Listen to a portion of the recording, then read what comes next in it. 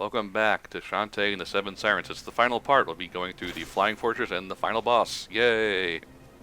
Excellent. So This is the standard endgame little platforming gauntlet, which thankfully isn't as hard as the last couple of games. I actually don't think the 1.5 Genie Hero is that bad. I actually think it's the most fun out of the three of them. Because Risky's Revenge had like a space shooter type section instead of this. Yeah, which was a bit weird. Yeah, I mean Pirate's Curse was a bit too hard for its own good. Yeah, I mean this one's okay. I think that the Half Genie Hero one is probably the most fun out of the three, just in terms of the platforming you have to do. Did the old save guy just happen to be in the ruins when it took off? Yeah, he's here six times. Yeah, they never explain the save guy. He's just there. Yeah, I don't think it's one of those you don't need to really. I know. I need to know the deep lore behind the save guy. No, It's not just really. amusing, okay? What is he doing here? He's like the merchant from Resident Evil 4. Remember, this was the this ship was was down below the first time. Maybe you can get the memo. You know, in the timeline where that's the point where Shantae dies and Risky Boots wins, I just can't. I just want to imagine the look on Risky's face. So in Mario Maker, right? Theoretically, there's a timeline where Bowser wins whenever Mario dies, right? So there's the Mario Maker world where Mario starts off let's go the very first level, and then he immediately gets stomped by a thwomp, like in the very first 2 seconds of the stage, and then Bowser's just laughing like ha ha ha ha loser. What I really want is like some fan art from Crash 4 coming out, because one of the things you can do at the time is jump on nitro crates. Oh, because you can get off of them before they explode because you slow down time. I want like Cortex watching like security footage of Crash, like there's a wall of nitros that he can't pass, like a literal wall, like Spiked Wall Man or something. And then just like a split second later, they're just all exploded, and Crash is wearing the time mask, and Cortex is like, what? So I actually have not seen any of the footage for that, just because I'm not super interested in Crash as a whole. How good does it look? Like What, Crash 4? It's very good. I mean, it's looking really. It good, looks yeah. really good. The art style's a bit off, but it's growing on me. So I guess this all now ends the age-old debate about whether or not Crash Warped is actually Crash 3, which it is, because there's a 3 on it. But Wait, people, who said it? Who said it wasn't? I don't remember because there's anyone ever arguing that. some people, like some places where it's not written as Crash 3, it's just written as Crash Bandicoot Warped. Then they never booted the game up. Listen, okay, I'm not saying that they're right. I'm actually saying that they're wrong. I'm just saying that some people do it. I don't know. Just say it's incredibly dumb. Wait, do their bullets have little mouths and they go like om nom nom? That's amazing. This is the best game ever made. Okay, 3 gems that I don't need because this is the final area. you can warp out of here, thankfully. Yes. Before the final boss story, there is a warp back, which you can do to go stock up on things. I appreciate that as well. Just in any game, really, is Which to have begs the question of why couldn't she just warp me to the final boss store? But whatever. Probably 'cause they she didn't got know her where it was. teleportation. She got her teleportation technology from Dr. Light. Well, I mean, you would need to know where it was, and with teleportation technology, you have to be extremely precise with your coordinates, otherwise you telefrag through a wall or something, and that's not so good for your insides or your outsides. I'm trying to remember how who's it, Nightcrawler and Beast. They need a direct line of sight, basically. Well, yeah, that's what's going to happen if he doesn't pay attention to where you're teleporting to, Ted. Yeah, but Nightcrawler and X-Men, I think, needs a direct line of sight. Otherwise, Well, he doesn't. can't. He doesn't. Well, he doesn't need to. It's just really dangerous. and Yeah, he's not he doesn't need a confident in direct it. line of sight, but he generally won't try to teleport without a direct line of sight because of how dangerous it can be. Yeah. I mean, then again, his powers, like all comic book characters, are also, like, dependent on the writer. Like, there's one of the newer X-Men cartoons where he, like, teleports over an entire ocean, but it takes him hours to do so because he can only go, like speed of light or something. Well, no, not like speed of light. Like he goes like voom pop, voom pop over an entire ocean. Oh, a certain distance. yeah, and okay. it takes him days So to do he's it. air dash spamming, the bastard. Yeah, he is air dash spamming over the ocean. Which at that point it'd probably be easier just to take a plane. He was like escaping from something. I don't really remember. He had to do it for whatever reason. That sounds. Look, I'm not a big That X-Men sounds person. I like don't it know should the be lore. a really improbable strategy, even for someone who has teleportation powers, though, because, like, you got to imagine, right? Yeah, sure, you can teleport, but how much energy is that using? Oh, he was like almost died trying to do it. If I remember correctly. Wouldn't it be absurdly easy to get lost because it's just ocean every direction? I'm going to assume, not knowing the context of any of this behind the story, that it was a very dire situation and he needed to do something. Yeah, I don't remember the So. specifics, unfortunately. But he had to escape from somewhere, and he teleported over, maybe not the entire ocean, but a pretty significant stretch of it. I mean, I guess you could use the sun to navigate east or west, at the very least. Eh. If you knew what time of day it was, yeah.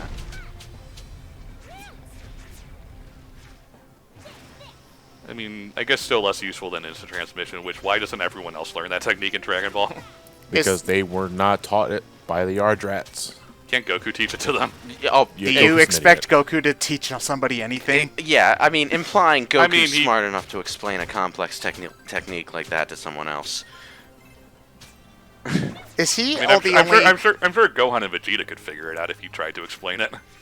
Well, doesn't Vegeta just kind of off-screen figures out how to do it, right? Once in the more recent manga for Super, he does use it once to get back to, I think, New Namek or whatever it is, and he's like, and Goku's like, oh, so you can use it too. It's like, don't worry, I'm not copying your move. It's just the one time. It's like, why not? It's yeah. I don't think Well, Vegeta I would would give just a take that as shit. something more tongue-in-cheek. You know, obviously, it's just that shouldn't just being comical Dragon Ball. Yeah. So I Yeah. mean, that's the least of the problems of what's going on in the manga right now. There's some other section in Z though, from what I remember, where somebody says, "Oh yeah, I learned." Where Vegeta says, "Oh yeah, I learned how to do this by watching Goku," and he did it like really easily. When it took Goku, I think, a long time to learn how to do it in the I don't. Do you really... mean sensing energy or? Yeah, sensing going energy. on? That's what I mean. Without the scouter, he just can suddenly do it somehow. It's more. Well, that was more. He learned that it was possible in the first place. Yeah, but how do you learn how to do that, like, naturally, though? That's, like, a really obscure kind of thing. It's like telling somebody who doesn't know how to, like, hear. It's just like, oh, yeah, I learned that it was possible to hear, so now I can just do it. I think it was It's- supposed to indicate that Vegeta was, you know, actually quite smart when it came to the theoreticals and was able to figure out how to go about learning it. Once And he didn't knew- learn it like instantly. It still took him a while. Yeah, once he knew. yeah, it he was was struggling with it throughout Namek. Okay, well, I'm going to trust you guys on that, because you it- all it- know Dragon Ball way better It than I do. probably helped that Frieza was a really, really, really big power source, which would have made him easy to Yeah. sense. Everybody was in that damn planet. And none of them knew how to, like, hide their power, like... No, they did. They No, did? everybody. Yeah, everybody. Well, The bad guys, I Krillin, mean. Gohan, and Vegeta. knew That's what I obvious. mean. Like the bad guys didn't even know about that kind of thing. No, that's why they No. use scouters, which is why the Gohan, Krillin, and Vegeta could elude them because they were just hiding their power, and since they used only scouters, they couldn't find them. Do you think that, like, what does it mean to hide your power? Do you just, like, slouch suddenly and you're just like... Basically, what was happening was that you were suppressing your own ki energy, so that you registered as less powerful than you were. Yeah, but do you think that just feels like when you're really tired and need to take a nap? Yeah, you got the cobweb in the eyes. That's all hand wavy logic, anyway. Yeah, it's one of those things. It's one of those like super minute things you're not supposed to think about too hard. Well, Toriyama just doesn't really care much about details like that. No. He actively During forgets Z, how they work. In Z, he cared enough to make sure it wasn't like constantly contradicting each other. It's more once you got to later Z, and especially in Super, where they just stopped giving a shit. Super is at its most egregious. The fact that he's forgotten about it, though, indicates just how little he cared in the first place. Well, I think it's no. I feel it's more about like Super being so long after Z ended. Well, there is that. So it's but, like you know, if he had taken notes, that wouldn't have been a factor. Or just have someone on staff, point out these things for him. Or he could read the fan wiki, I guess. But I think it's one of those things where the power level or sensing energy was really just there for the narrative purpose of, oh my gosh, this guy's super strong or whatever, right? Yes. And it's not really supposed to be a deeper mechanic than that. The shonens. Yeah. I wish it's an extremely. I wish shonen. fan fiction authors would get the memo that it wasn't meant to be a deeper mechanic. Maybe then they'd stop turning every story into a shonen power fantasy. Yeah, that's that's why stuff like that is there. There's a lot of different manga things like that where it's like I still argue the power levels are the worst thing that ever happened in Dragon Ball. I mean, yeah, once they I feel like they kind of, once they kept on doing them after they weren't supposed to, they really only... Well, that's the thing. They stopped doing it after Namek. Yeah, because it didn't mean anything after that. The only time it ever gets referenced again is by Frieza during Resurrection. Yeah. No, but I'm not so much arguing about what it does for the show itself. It's more like fan perception. Like, after power levels were introduced like that, that's all it fucking became. It's a numbers game. Like, that's all it is. Like, it's all it is to Zealots. It's like, it's just number games. Like, what's his power level? Who fucking cares? The only He's an interesting character. The only other series I know that did power levels in an interesting way was Shaman King. And that was only because the final boss, once they kind of got the means to look at quote-unquote power levels, the final boss was actually shown to be, so ridiculously overpowered that no one had actually stood a chance against him. So the end of the conflict is just asking him politely to stop. Does it work? Yes. Well, That's okay, so amazing. it's not so much. It's not so much that he says he'll stop. It's more, okay, he's one of those humans suck. We need to get rid of them sort of guys. So it was like, okay, I'll give you your lifetimes to make the world a better place and show that okay things can get better. So it's like he kind of gives him more an ultimatum than anything.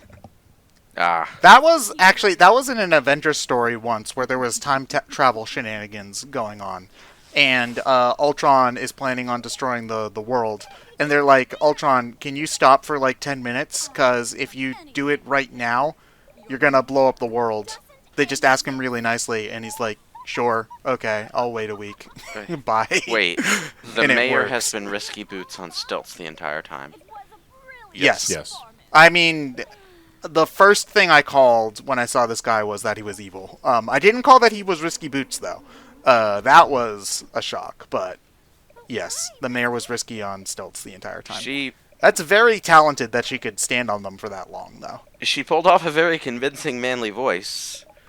I'm not going to ask what sort of vocal cord gymnastics she was doing in order to accomplish that. Voice modulator. Tinkerbat stuffed literally down her throat to make it more growly. Yes. Oh no. Oh, hi. Oh, okay, so something I never really noticed before, but the Queen Siren here is the similar shrimp sort of shape that the nice one is. Which, I think they all are, aren't they? Oh, no, because there's the one that looks normal and drives a tank, remember? Right.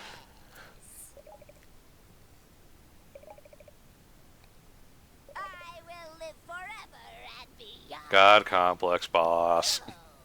Well, I mean, literally yeah. the first time we're introduced to this character, and I don't like when games do this. Well, I mean, they hint at it throughout the entire thing that there's something going on. It's not like she comes out of nowhere. I know, I know it's heavily game dependent and all that, but personally, I want to see my final boss a few more times before they just suddenly show up and that's it. I think for me, it depends on how it's done. Like, for example, the worst example I can think of off the top of my head is Final Fantasy IX, where he literally shows up out of nowhere.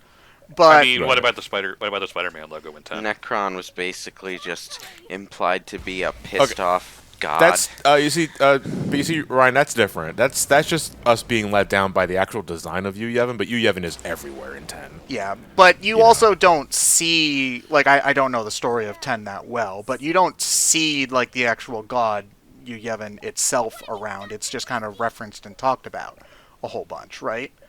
Where I think that's okay. Like, you don't have to, especially if we're talking about... that's why it worked, because like his teachings and practices the entire fucking basis of that religion. Yeah. So. Yeah, but there's a lot of games where you don't see the final boss himself for most of the game. It's like, I mean, Final Fantasy X might as well be summed up as attack and dethrone God. Yeah, well, it's a JRPG, John. Final Fantasy X isn't special. You're making a JRPG about killing God. Wow. Aren't you special? Shantae just hit risky along with all the other soldiers. Yes. Ooh. She looked so concerned, but that's just like, nah, it's risky boots. Acceptable collateral damage. This boss has a lot of health. Yeah, well, I mean, I guess they knew that you were going to use the scimitars on them. I do like this boss fight a lot, though. I think it's a lot of fun, and I think like reasonably challenging, where it's not anything absurd, but all of the attacks are telegraphed to an extent where you would never be blindsided by them. But if you're too focused on trying to do damage to her, like what Ryan is right now, you can get hit, and they do a lot of damage. More like I don't care. I have so many healing items. Question. Yeah, but they do like a good 4 or 5 hits of damage to you. That's a lot. What is the relationship between Shrimp Girl and Bigger Shrimp Girl? It's more implied than ever than stated. It's like something I only just noticed right now. So like, I guess you could imply that maybe she's her mom or whatever. We don't really know. It's not stated. Nah, it's just the same species. Yeah. One's good, one's evil. Yeah. I mean, it would have been nice to have more backstory on, the Sirens exist and they're kind of the evil, magical versions of genies. They do a little bit of it. It's just not something that they go super in depth with. It's, I don't know. I haven't played the game since the review. I'm not sure if maybe Harmony goes into a bit of it. But from what I recall, like the only time we really get any sort of exposition on the Sirens is the ghost girl. Yeah, they talk a little bit more about them. Yeah, and then after that, final boss, yeah.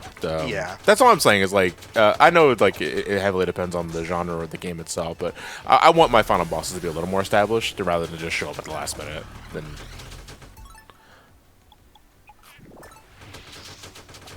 You know you have enough food to go back to full, right? Doesn't really matter. I won. Yes. What does all of these people eat that makes them explode like that? I don't know, but they should keep eating it. It's glorious when it happens. Colon blow. This final boss can have it be one form. Wait, One thing I do appreciate, though, is that at the very least it's shown that we did actually hurt her in the first form, because what annoys me in final bosses is they do their first form. It's just like, ha ha ha, you beat it, and it's like, you barely let a scratch on me. I will stop playing with you now. Destroy you, and then they go into their big form.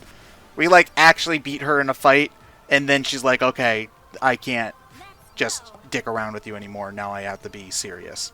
Which I don't know. It's a little bit less cliche, in my opinion. So, is this vertical doomsday zone, or what? Yes, but I don't think you can fall to your death in this. It does do damage and then it pops you back up to give you a chance to get back on the rock. Okay, so it's like the it will kill you if you're at no health. Oh, so you need to attack her armor pieces.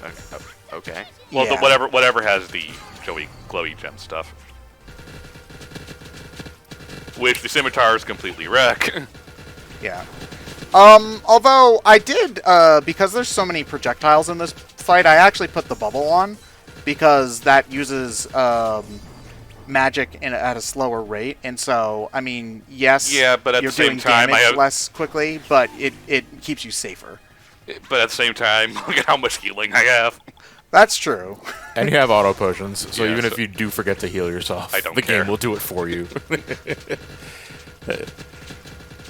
This is one of those fights I can see being an absolute nightmare, though, if you decide to do a challenge run. Yeah. Yeah. I do think that this game could be a good kind of candidate for a challenge run, because one of the things I don't like about doing challenge runs is feeling like I can't play the game normally, if that makes sense. Like, in a game like this, where it's just like, in a normal, let's say a Zelda game, if I were to do a 3-heart run, I can't do all of the stuff that leads to picking up heart pieces and stuff like that, because then I ruin it. Whereas in this game, you can still pick up all the items, you can still buy stuff, because the game gives you the option to turn everything off. So it's just like, and you never have to turn in the heart squids. So I can still feel like I'm still exploring and doing stuff, while also adhering to the incredibly arbitrary challenge run rules that I usually just break after half an hour anyway, which is why I never would say do then. Nuzlocke Well, I would anymore. say though, if you're even considering doing a challenge run, wouldn't you just learn to accept that before even starting? No. You expect far too much out of me, John. Well, it's easy bet. to think about that, but then when you're playing the game and you're realizing, oh, there's all this fun stuff that I have to ignore now. It's just like I can't get that heart container now. I have to ignore it. Well, Man. actually, a lot of 3-heart runs do let you pick up 3 different heart pieces because you can use them to heal yourself. Ah, yeah, you're right. Huh. Oh, that's right. Yeah, they do fully restore your health. Yeah. Interesting. So as long as you don't pick up 4 of them, you're fine. But then you're gonna have like a 3/4 of a heart. Yeah, which is container. cursed. Yeah. So Yeah. I mean, it's still useful. yeah, I'm not a fan of those kinds of things in general. It's the reason why I can't do Nuzlocke runs. Like, I've tried a couple of times, and it's just every time Again. somebody dies, I'm like, I could just heal them. I know I Doing can. it again. The thing is, if you played the game a million times, do whatever. What do you want? Yeah, I know. Like, I mean, nothing against people who like doing it that way. It's just I can't. I've never seen the appeal. man, of how's this Ryan gonna kind get out of of this so one? I just never try to do them. Just spam health potions to victory. Well, I mean, if you didn't have health potions, you would probably have gotten dead multiple times, because you did use a lot of food. Yeah, it's more so that because I have the food, I don't care about getting hit. Yeah. That does make If sense. I didn't have the food, I'd be being way more careful about it. That was my fault. Oh man, Ryan died and had to use an auto potion, therefore I'm better than Ryan at this game. Some flimsy ass logic. Yeah, but we're on the internet, so that's allowed. Oh, okay. Yeah, you know what? Absolutely right. Oh no, my Explosion. headwear! Oh no, my jewelry's been destroyed. Do you know how much loans I had to take in order to get all that? Now I'll never own a house. Well, you could sell the ship. Yeah, but it's used. We'll only get like a third of its value back.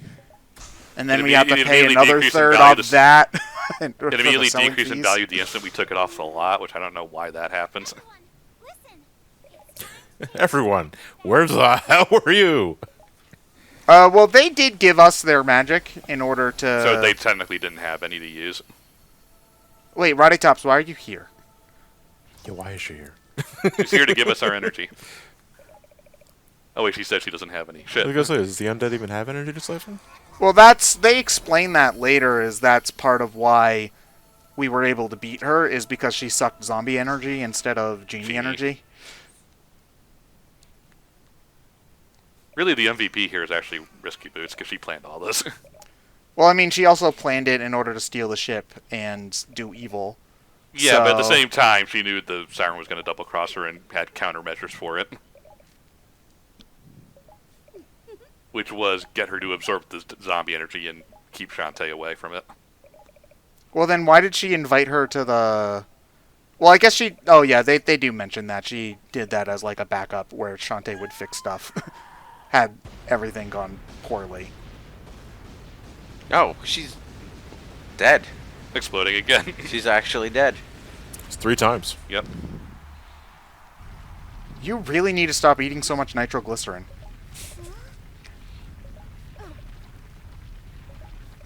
Oh great, the giant ship was like way in the sky when we shut it down. So it I think and we can teleportation, yeah.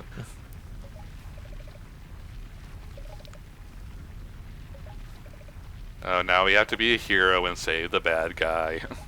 Well, Risky's like our friend, sorta. Yeah, at this point.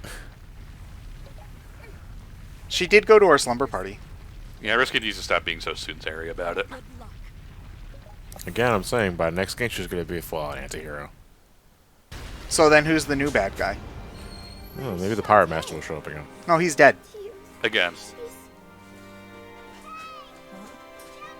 We had to sell that she might not have gotten out for like 3 seconds.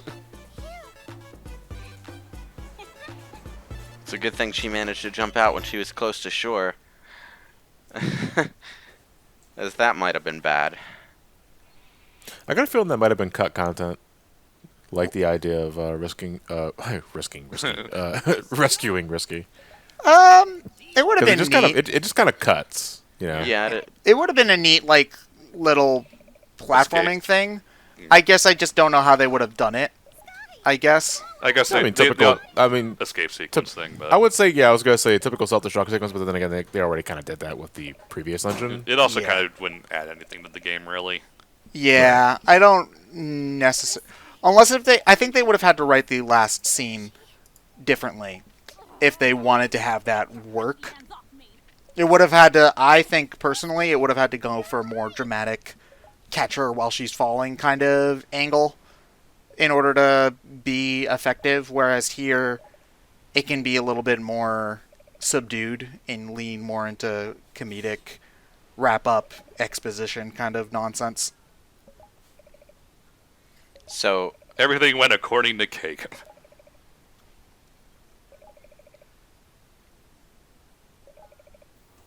See, she's being so tsundere about it.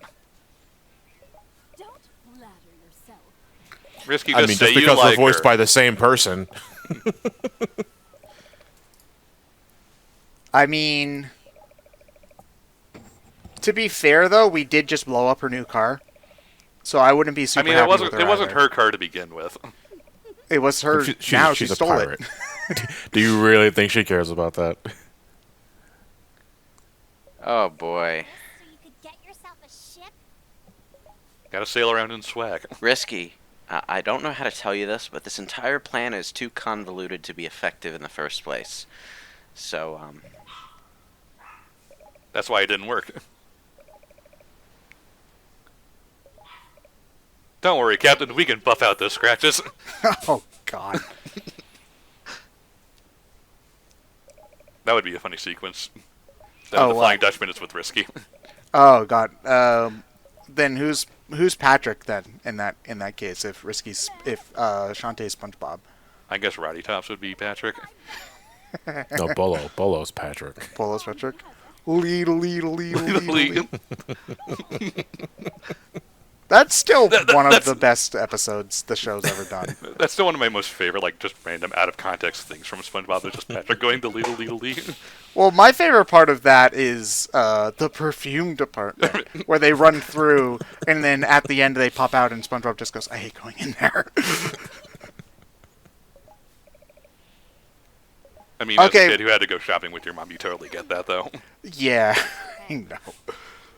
Oh man, now we're gonna have the party, and everything's back to normal. Yep. Status quo is God. I'm in. What do you mean you're ready for a real vacation? You didn't do anything, Sky. You've been taking a vacation the entire time.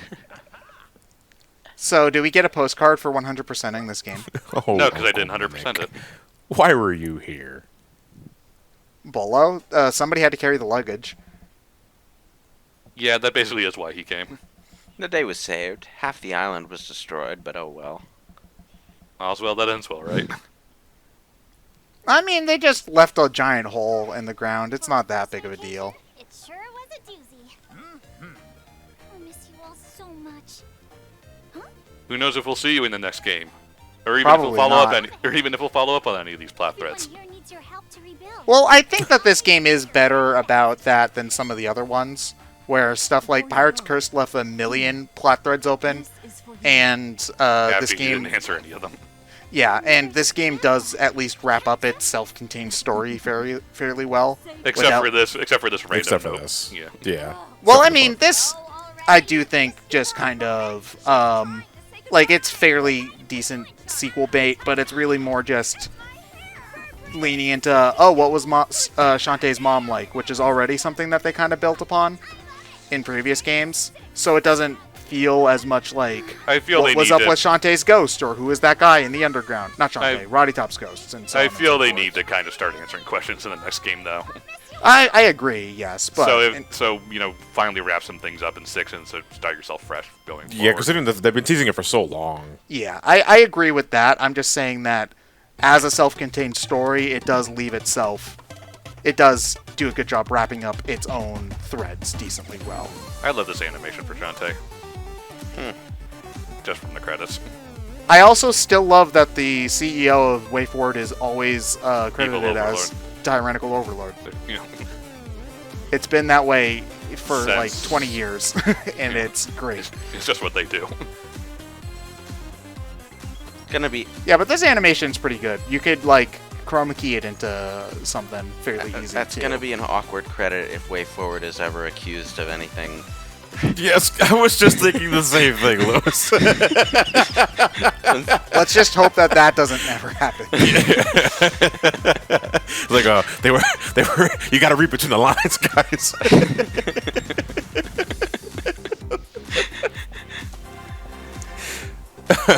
Again, but hopefully that's not ever the case. But give the benefit of the doubt. Yeah. But yeah, I really like this one. I mean, I guess. I still think I like Pirate's Curse a bit more. Well, I think it's one of those things for me where I just kind of like it more, and I have a hard time Explain like why. justifying it, which happens with me a lot because I'm bad at words and talking. It's but- just kind of how it goes. Yeah, I mean, I think you're either just gonna like it more. I think I think that. it's still easy the second best one. Yeah, but I think you're either gonna like the general direction of this more or Pirate's Curse more, and it's just kind of a taste. I mean, sort of thing. I would like more of this direction. They just need to do it a little bit better.